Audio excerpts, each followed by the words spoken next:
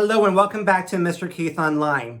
And last week we talked about that time period between the home inspection and the appraisal and what happens during that time period. Today we're going to talk a little bit more about what the appraisal is and how important it is in the real estate process.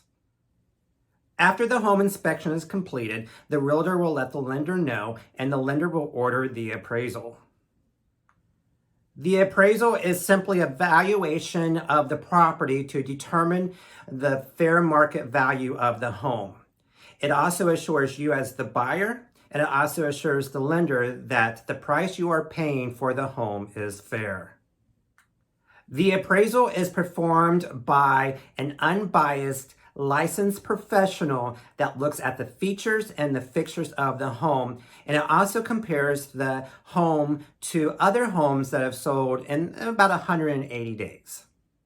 So what happens after the inspection period? The realtor will let the lender know that the inspection period is over, and then the lender will order the appraisal. The buyer is responsible in most terms, in most situations, for paying for the appraisal.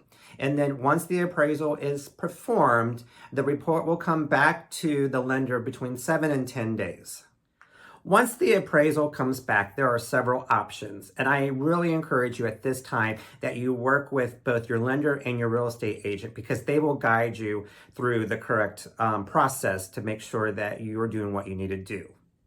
But in a nutshell, you want the appraisal to come back at the value of the contracted price. The contracted price is the offer price that you offered and the seller agreed upon.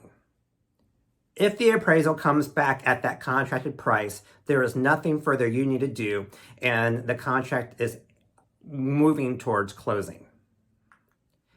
If the appraisal comes back short, meaning it is not valued to the contracted price, then there are a couple of options. Option number one is you can work with the seller for the seller to bring the price down of the house, or you can pay the difference, or you can back out of the contract. And in most cases, you'll be able to get your deposit back. Again, I encourage you to work with your realtor and your lender to make sure that you are taking every necessary step in this process.